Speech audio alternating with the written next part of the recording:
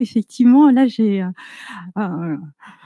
une tâche importante de représenter Total dans toutes ses activités et ça ne va pas être très facile. Mais donc, on va se concentrer sur la recherche dans la production de biocarburants. Désolée. Voilà. Bon, j'ai structuré la présentation en deux grandes parties. La première est plus une présentation d'informations et une mise en contexte. Et puis la deuxième partie, sur la deuxième partie, on verra vraiment les risques. Donc là, on voit en fait que Total est impliqué dans beaucoup d'activités pour le développement des biocarburants et des bioplastiques, soit en tant qu'opérateur, soit via des partenariats avec d'autres industriels et, comme on peut le voir, avec beaucoup aussi d'universités et d'organismes de recherche. Donc, je vais prendre que quelques exemples pour pas tous les passer en revue, mais notamment tous les triangles, ce sont les activités de R&D qui sont faites en partenariat avec des universités pour la recherche sur les algues que l'on peut utiliser pour faire des biocarburants. Au niveau industriel, c'est quand même important, la production de biocarburants. Donc, on voit qu'il y en a en France sur les sites de raffinage classiques dans lesquels donc, on fait des biocarburants aujourd'hui. Je voudrais mentionner aussi l'usine qui se trouve en Thaïlande qui produit des bioplastiques à partir de canne à sucre. Et puis, donc, pour introduire le sujet sur lequel que je vais présenter là et pour laquelle je suis coordinatrice HSE, donc les deux laboratoires où on fait des recherches de biocarburants et où on a un risque biotechnologique. Il y en a un donc en France, à côté de Lyon, c'est le Biolab, où on fait de la fermentation et où on a des photobioréacteurs pour les algues. Et le deuxième qui est à côté de Boston, aux États-Unis, qui est une filiale achetée par Total qui s'appelle Novogy.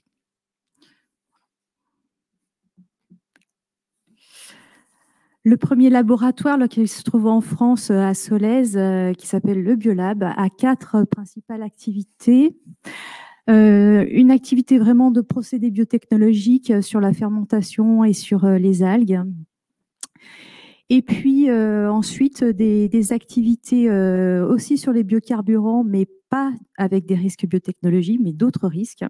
Donc, il y a un labo qui fait des procédés thermochimiques, un labo de synthèse organique et enfin des activités en fait informatiques de développement, de modélisation par l'informatique de procédés de fabrication de biocarburants et de bioplastiques. Et le deuxième laboratoire, donc, qui se trouve aux États-Unis, qui est une filiale de Total qui s'appelle Novogy, qui avait été créée par un professeur du Massachusetts Institute of Technology et dans laquelle on fait beaucoup de recherches sur des OGM qui permettent donc de faire des biocarburants, biodiesel ou lubrifiants, mais aussi d'autres applications dans l'industrie. Voilà, donc on va vraiment rentrer dans le vif du sujet sur les risques sécurité avec les biotechnologies. Voilà, sur cette slide, vous voyez en fait 2 procédés de fabrication de biocarburants où à une étape, on a effectivement le risque biotechnologique. Donc la première voie, c'est celle du haut, c'est la voie à partir de plantes qui va nous donner des sucres que l'on va fermenter. Et donc, dans l'étape de fermentation, on a un risque biotechnologique avec l'utilisation de micro-organismes génétiquement modifiés. La deuxième voie, qui est celle par les algues. Et donc, pour les algues, c'est la même chose aussi. On a des organismes génétiquement modifiés. L'ensemble de ces 2 voies fournissent un certain nombre de produits. Bioéthanol, c'est pour les sucres, biodiesel, c'est pour les lipides. Et donc, on a aussi d'autres produits comme des lubrifiants, des plastiques. Et aussi, aujourd'hui, on développe des biocarburants pour l'aviation. Comment s'inscrit en fait la gestion des risques biotechnologiques dans un grand groupe comme Total, qui a donc une grosse expérience de gestion des risques. Donc, c'est un peu la chance que l'on a, c'est qu'on a un cadre de référence qui s'applique au niveau du groupe. On a un certain nombre d'outils visuels qui nous permettent de classer un peu tous ces risques que l'on peut rencontrer. Donc, on a une pyramide qui représente l'ensemble des documents de l'engagement de la direction de Total qui se trouve au sommet de la pyramide, en passant par les règles qui s'appliquent et auxquelles on ne peut pas déroger, jusqu'aux bonnes pratiques qui se trouvent en base de pyramide, qui reflètent en fait l'expérience, le retour d'expérience des sites. Et puis, on a un autre outil visuel aussi que j'ai mis là, qui représente nos règles d'or. On les appelle les règles d'or, qui appartiennent à différents domaines de risque HSE. Donc, il y a 12 domaines de risque HSE. C'est les risques que l'on retrouve dans la plupart des activités. C'est des risques plutôt conventionnels, on va dire, mais que l'on trouve aussi évidemment dans nos laboratoires. Pour en venir maintenant au laboratoire en lui-même, à son niveau, le laboratoire a un système de management des risques dans lequel qui comporte notamment un plan de biosécurité. Et dans ce plan de biosécurité, donc, on va passer en revue l'ensemble des risques d'exposition des employés, les méthodes de prévention. Et pour nos risques liés aux biotechnologies, on a notamment tout ce qui est les problématiques de risque de déversement, de gestion de déchets, de stockage des micro-organismes, de protection du personnel. Mais là, comme vous allez le voir, pour les biocarburants, on n'a pas de micro-organismes dangereux. Donc ensuite, là, je vais présenter sur cette première slide déjà au niveau des EGM, comment est-ce qu'on approche, comment est-ce qu'on traite le risque au niveau de l'organisme en lui-même, et ensuite au niveau du laboratoire sur la slide suivante. Donc on s'appuie sur deux références principales, le manuel du HCB et puis le guide OGM en milieu confiné du ministère de l'Enseignement supérieur et de la Recherche. Ces documents nous permettent de classer en fait les organismes sur lesquels on travaille. Donc pour la fermentation des sucres, on utilise des organismes qui sont de groupe de risque 1, c'est-à-dire que la séquence, le vecteur et le receveur sont non pathogènes. Et là, je vous ai mis une photo d'un champignon qui a été utilisé en version modifiée pour faire des bioplastiques. Et puis, il y a une deuxième catégorisation qui est la classe de confinement des opérations. Et là aussi, on est en classe C1, c'est-à-dire que le risque est nul ou négligeable pour la santé humaine et pour l'environnement. Le niveau de risque des micro-organismes génétiquement modifiés sont réévalués chaque année par un comité externe. Alors en fait, le laboratoire qui est aux États-Unis fait de la modification d'organismes. Celui qui est en France, à Lyon, lui est seulement utilisateur d'OGM. Et donc, comme je le disais, il y a un deuxième niveau de classification qui s'applique, lui, au laboratoire. On s'appuie sur le guide, le manuel de sécurité biologique de l'OMS.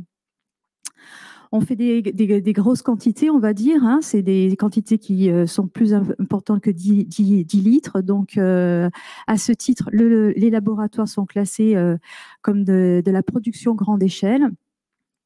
Et ce sont des laboratoires de base de niveau de sécurité 1. Hein.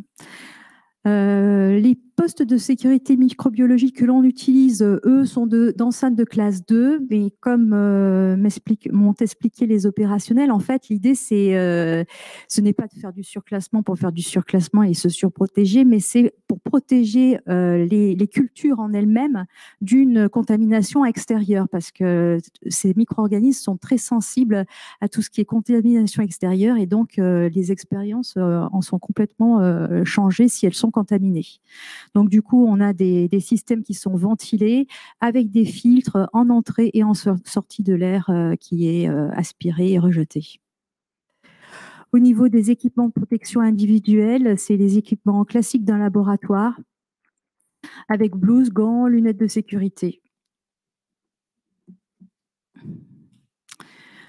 Aux différentes étapes de manipulation, il y a des règles qui sont appliquées de prévention des risques dans l'utilisation des OGM, qui est spécifique vraiment aux OGM. Les méthodes de désinfection des instruments s'appuient sur des procédés de chaleur, donc inactivation thermique, ou éventuellement aussi des solutions désinfectantes.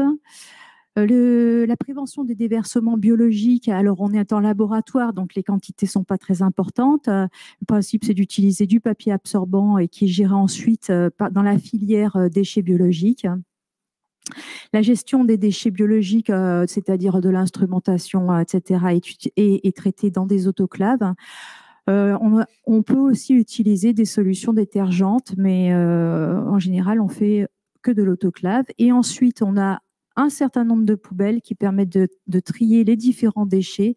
Alors, il y a les déchets qui sont classiques, les déchets plutôt verreries, les déchets contondants. Donc, chacun a une poubelle spécifique. Et donc, après inactivation de ces déchets, ils sont traités comme des déchets industriels banals. Alors, si on change d'échelle et qu'on se projette sur un site industriel, Total a participé déjà dans des pilotes industriels pour le développement de biocarburants à plus grande échelle. Donc là, j'ai mis une photo d'une usine dans laquelle on participait au Brésil. C'est de la fermentation de canne à sucre. Donc, on retrouve du coup tous les risques liés à des installations industrielles, plus en fait le fait de gérer en plus grosse quantité finalement des effluents dans lesquels il y a des OGM. Donc là, le principe est le même à plus grande échelle, bien sûr, c'est appliquer un traitement thermique qui permet la désactivation des OGM. On a différentes façons en fait de valoriser ces effluents qui du coup ne sont plus vraiment des déchets, mais ont une valeur énergétique. Et c'est en les traitant via des méthaniseurs qui permettent donc de faire du biogaz ou en les brûlant dans des chaudières pour faire de l'électricité ou de la vapeur. Et puis, il y a d'autres filières de déchets qui sont envisagées.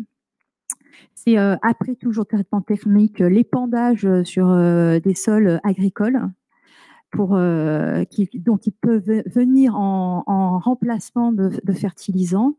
Et puis aussi les levures séchées qui peuvent être utilisées dans la nourriture pour les animaux.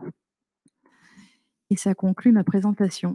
Eh bien, Madame Pasquier, merci beaucoup pour ce panorama très, très éclairant sur un exemple concret de process de management et de sécurisation des risques biotechnologiques. J'imagine qu'avec la montée en puissance de cette activité, vous l'avez souligné, le potentiel est important. Ce schéma de sécurisation n'en sera que plus vital, en tout cas stratégique, c'est clair. Je surveille tous mes écrans, j'ai plusieurs questions qui arrivent. J'en ai une notamment sur la différence de réglementation entre les États-Unis et la France vis-à-vis des OGM. Vous pouvez nous éclairer un petit peu sur ce point qui peut être assez sensible? C'est une très bonne question. En fait, on s'appuie beaucoup sur ce manuel de l'OMS, donc en tout cas pour faire les classifications. La grosse différence que nous avons, en fait, c'est que ce laboratoire qui se trouve aux États-Unis agit vraiment sur l'organisme en lui-même, donc passe à travers, doit faire certifier par un organisme extérieur le classement en termes de nocivité des différents éléments, des différents OGM sur lesquels il travaille. Et ça, c'est la grosse différence avec ce que l'on fait dans notre laboratoire en France, qui lui va être seulement utilisateur. Mais donc, alors, le laboratoire qui est aux États-Unis utilise aussi des organismes de catégorie de niveau 1, donc sans risque pathogène pour les hommes et avec des risques modérés pour l'environnement. Donc, en fait, il y a beaucoup moins de contraintes que si on travaillait sur des organismes avec plus de nocivité. Comment vous gérez les expositions en vapeur d'hydrocarbures dans le cadre de vos essais? Est-ce que vous faites des mesures? Des vapeurs d'hydrocarbures, en fait, je ne comprends pas bien la question parce que ça me paraît... Vapeur d'hydrocarbures. On peut demander à ce que la question soit précisée. Ah oui, j'aimerais bien parce que, en fait, du coup, je suis un peu perdue. Hydrocarbures, donc... On va faire reformuler, ne vous inquiétez pas. J'ai plein d'autres questions. Par exemple, comment est organisé votre service HSE? Est-ce que vous discutez des risques manip par manip? Est-ce que c'est plus structuré? Comment ça marche? Il y a plusieurs niveaux en fait. C'est ça qui est, enfin c'est ça qui est l'avantage aussi d'un groupe comme ça, mais qui peut être aussi, assez compliqué. Alors disons que à un niveau vraiment global, les exigences viennent du haut et sont appliquées vers le bas. Donc, c'est des exigences qui sont applicables sans dérogation, qui sont transmises via de la documentation, ce que j'ai montré avec la pyramide des documentaires, avec un certain nombre de documents qui sont transmis sur les sites. Après, la façon que l'on fait, la façon de gérer les risques sur site, c'est en fait en ayant des personnes qui sont vraiment sur site à gérer les risques HSE et qui donc vont faire les analyses de risque de chacune des tâches, chacune des manipulations, une analyse de risque. Les analyses de risque sont faites. On a aussi un service sécurité qui va gérer. Évidemment, c'est ça l'avantage avec un grand groupe qui va gérer l'ensemble des risques au niveau du site. Donc, risque incendie, le risque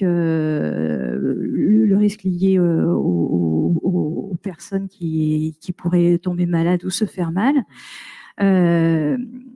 Donc, en fait...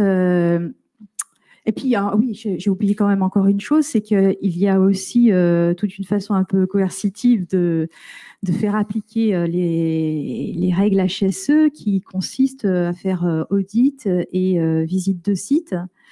Donc, on a un certain nombre d'exigences vis-à-vis du management pour qu'il fasse des visites sur site et renforce les règles de sécurité, pour que tout le temps, elles soient appliquées. Après, le personnel est formé. Il y a un état d'esprit. C'est ça, il y a une culture de la... Une culture, comme on le disait tout à l'heure. Une culture de la sécurité qui fait que... qui est déjà bien ancrée, qui fait que les choses sont plus faciles, mais les risques sont aussi, sont aussi là. Donc, il ne faut jamais se relâcher. J'ai justement une question intéressante qui fait le lien avec ce que nous disait M. Baudry tout à l'heure. Vous présentez une bonne maîtrise des risques, c'est indéniable. Est-ce que vous travaillez avec des startups? J'imagine que oui. Et est-ce que vous auriez la possibilité de leur transmettre cette maîtrise, cette culture d'une certaine manière? Par de la formation, du REX, enfin, toute une série de démarches. Oui, c'est sûr, c'est évident. Et quand on travaille avec des startups, effectivement, on va avoir ce regard-là HSE. Bon, c'est sûr que si je prends l'exemple de Novogy, qui était une start-up, bon, il y a une dizaine de techniciens, on leur a apporté effectivement tout ce cadre HSE qui leur a permis de monter en vigilance et en protection sur ces risques-là. Bon, c'est indéniable, c'est un avantage de travailler avec un grand groupe, ça c'est évident, oui. Une question hyper précise, comment contrôler l'efficacité de l'inactivation par des contrôles aériens, de surface? Comment vous détenez finalement la preuve que... Alors, si on revient à l'origine des choses, je pense qu'en fait, on a déterminé que pour les micro-organismes que l'on utilise, une solution détergente avec tel pourcentage de javel va être suffisante. Et puis, les températures d'inactivation pour les traitements thermiques, c'est pareil. On l'a déterminé une fois, on a vu que ça permettait de tuer l'ensemble des micro-organismes. Maintenant, ce dont on s'assure, c'est qu'on utilise bien la solution avec la bonne concentration, qu'on utilise bien les bons paramètres d'inactivation pour le traitement thermique. On pourrait rester des heures avec vous, c'est passionnant. Bon, j'ai un timing à respecter. Je vais quand même vous poser cette dernière question. C'est pas un piège. Quand pourront être produits les biocarburants à base d'algues? C'est enregistré, madame. Non, est-ce qu'il y a, voilà, alors, ça se compte en semaines, en mois, en années? Quelles sont les perspectives? On va. Alors bon, je suis en train de. Excusez-moi, en fait, du coup, ça me fait penser à quelque chose parce que j'ai oublié de le mentionner. J'ai oublié de mentionner dans les activités de Total la bioraffinerie de Total à la Med. Et justement, donc votre question me fait penser à la bioraffinerie de la Med dans le sud de la France parce que à cet endroit-là, mes collègues vont installer un photobioréacteur pour des algues. Donc, bientôt, on aura un prototype qui n'est déjà plus à l'échelle. On peut dire déjà que c'est un petit pilote industriel pour faire des algues qui sont ensuite précurseurs du biocarburant. Donc, on aura sans doute quelques litres produits sur la raffinerie. Maintenant, je ne saurais pas vous dire d'ici combien de temps. Bien sûr, mais on a toujours envie d'en savoir plus quand on est en face de la spécialiste. Je reviens sur la question de tout à l'heure. La personne dit autant pour moi, j'ai mal formulé, j'avais pensé qu'il pouvait y avoir production de vapeur lors de fermentation. C'était la question sur laquelle tout à l'heure vous aviez buté, comment gérer les expositions face aux vapeurs d'hydrocarbures. Voilà, comme ça la boucle est bouclée. Chère madame, merci infiniment pour votre contribution très claire.